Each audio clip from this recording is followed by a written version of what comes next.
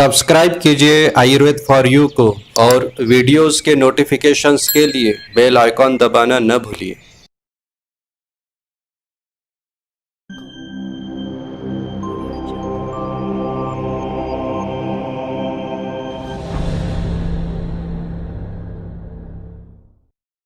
Ayurveda for you के इस YouTube channel में आप सबका फिर से स्वागत है। क्या आपने कभी गौर किया है कि एक जैसा दिखने के बावजूद पर्सन टू पर्सन हमारी सोच, हमारी आदतें, हमारा बिहेवियर क्यों अलग अलग होता है। जैसे किसी को गर्मी बिल्कुल नहीं भाती तो कोई उतनी गर्मी में आसानी से रह लेता है, किसी को मीठा पसंद है तो किसी को नमकीन, कोई शांत स्वभाव का होता है तो कोई गुस्से वाला होता है, शॉर्ट टेम्पर्ड होता है। जैसा एक जैसा दिखने के बावजूद हमारे ब्लड ग्रुप्स अलग अलग होते हैं, ठीक उसी तरह कुदरती तौर पर भी हमारे शरीर कुछ खास बेसिक नेचर के बने हुए होते हैं। इन्हें कॉन्स्टिट्यूशन, टेम्परामेंट, मिजाज या आयुर्वेदीय लैंग्वेज में प्रकृति कहते हैं।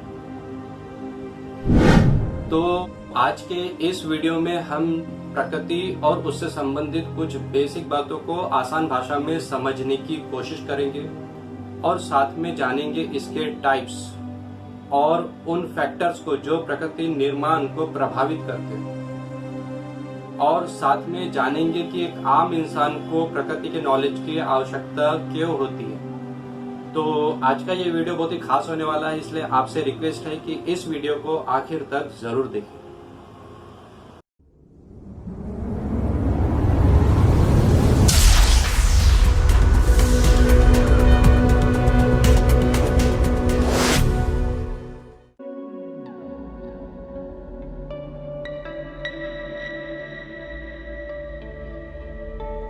प्रकृति शब्द का शाब्दिक अर्थ होता है नेचर। आचार्य चरक कहते हैं प्रकृति स्वभाव इति, और आचार्य वाग्भट का कहना है प्रकृति शरीर स्वरूपम।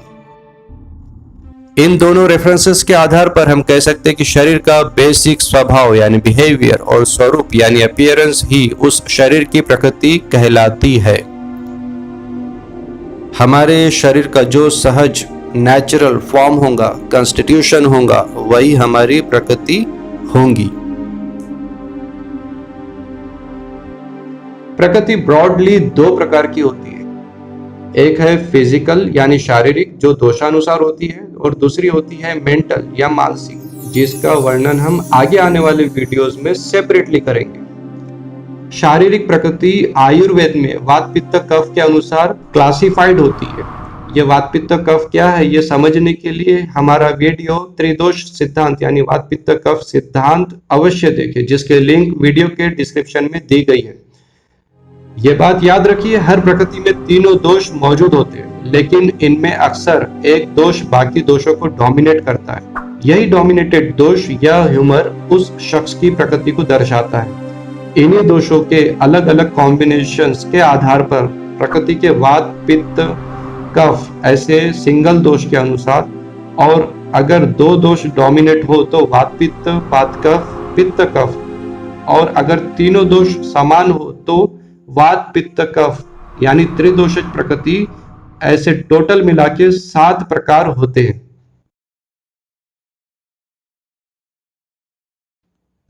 वात प्रकृति वाला व्यक्ति दुबला पतला और कई बार अंडरवेट भी हो सकता है। ये बहुत ज्यादा चंचल और एक्टिव होते हैं। ये ज्यादा देर एक जगह नहीं बैठ सकते। वैसे ही इनकी मेंटल क्वालिटी होती है, एक चीज पर ज्यादा देर फोकस नहीं कर पाते, बिल्कुल हवा की तरह अनस्टेबल होते हैं। इन्हें नींद कम आती है। इनका डाइजेशन विषमाजीर्ण होता है, यानी कभी बहुत अच्छा पाचन होता है तो कभी कॉन्स्टिपेशन वगैरह की प्रॉब्लम हो जाती है। ये ठंडी बर्दाश्त नहीं कर सकते, लेकिन गर्मी को आसानी से टॉलरेट कर सकते हैं। पित्त प्रकृति के लोगों को गुस्सा बहुत जल्दी आता है। ये लोग गर्मी बर्दाश्त बिल्कुल नहीं कर सकते। इनका डाइजेशन बहुत फास्ट होता है, जल्दी जल्दी हजम होने से भूख भी बार बार लगती है। मीडियम साइज की बॉडी होने के साथ साथ पित्त प्रकृति के लोग अट्रैक्टिव, सोशल और चीयरफुल लोग होते हैं। इनके पास कमाल का इंटेलिजेंस होता है। कफ प्रकृति के लोग शांत स्वभाव के होते हैं और कभी कभी ओवरवेट भी हो सकते हैं। इनकी बॉडी फ्रेम दूसरों के मुकाबले बड़ी होती है। इनमें गजब का टॉलरेंस होता है। गुस्सा जल्दी नहीं आता, लेकिन कोई बात मन में खटक जाए तो लंबे अरसे तक याद रखते हैं। इनकी मेमोरी कमाल की होती है। ये काम धीरे धीरे लेकिन सोच समझ के करते हैं। इनके डिसीजन फर्म होते हैं। इन्हें नींद अधिक और गहरी आती है। इनका डाइजेशन स्लो होता है और भूख कम लगती है।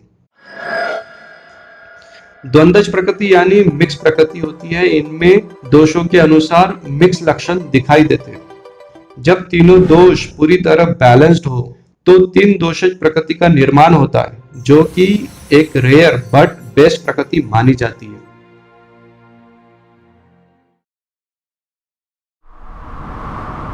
प्रकृति का निर्माण कब होता है? इसका उत्तर है माता के पेट में जब पुरुष बीज और स्त्री बीज के संयोग से गर्भ की निर्मित होती है, तब प्रकृति का निर्माण होता है।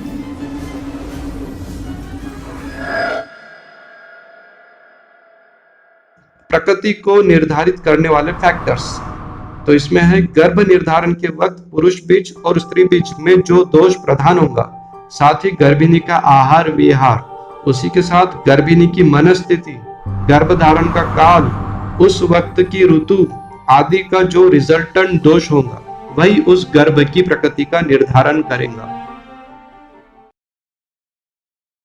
तो एक सवाल ये उठता है कि क्या प्रकृति चेंज की जा सकती है?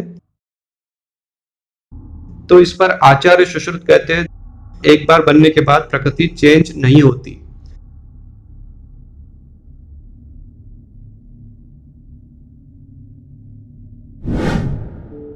Change the things you can't accept and accept the things you can't change. प्रकृति बदली नहीं जा सकती, तो इसके नॉलेज की जरूरत क्यों है?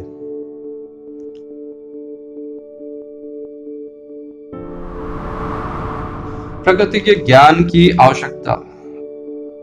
सबसे पहले चिकित्सा में प्रकृति के नॉलेज की सबसे ज्यादा जरूरत वैद्यों को चिकित्सा के लिए होती है। दोषों के साथ साथ प्रकृति के अनुसार ही मेडिसिन सिलेक्ट की जाती है। प्रकृति अलग अलग होने की वजह से ही एक ही नुस्खा सब पर लागू नहीं होता।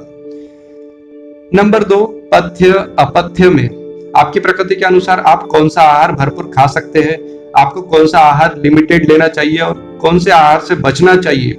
ये तभी संभव है जब आपको आपकी प्रकृति का नॉलेज होगा। उसी प्रकार आपके लिए कौन सा एटमॉस्फेयर या मौसम सूटेबल है, किस एटमॉस्फेयर या सीजन में आपको ज्यादा प्रिकॉशन की जरूरत है, ये भी प्रकृति का नॉलेज रहने पर ही संभव है। उसी तरह अपनी प्रकृति को ध्यान में रखकर किया व्यायाम ज्यादा फायदेमंद साबित हो सकता है। नंबर 3, सोशल रिलेशनशिप में इंसान एक सोशल प्राणी है। अपनी और दूसरों की प्रकृति का ज्ञान रहने पर बहुत हद तक एक दूसरे को समझने का मौका मिलेगा। उसी तरह फ्रेंडशिप में डिफरेंट प्रकृति के लोग बैलेंस टाइप की रिलेशनशिप बना सकेंगे, क्योंकि सेम प्रकृति जैसे कि वात का वात प्रकृति से, पित्त का पित्त प्रकृति से नहीं बनता। यही नियम मैरिज कपल के लिए भी लागू होता है। नंबर 4 है अपना करियर चूज करने में।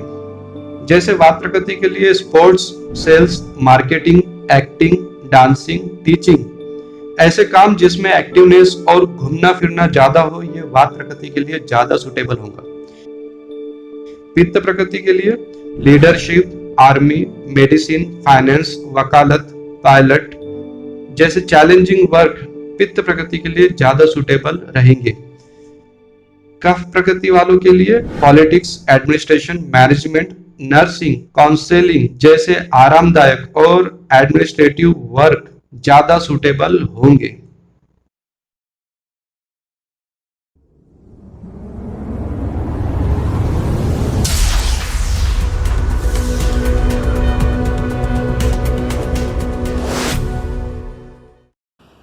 तो ये थी प्रकृति और उससे संबंधित कुछ बेसिक बातें।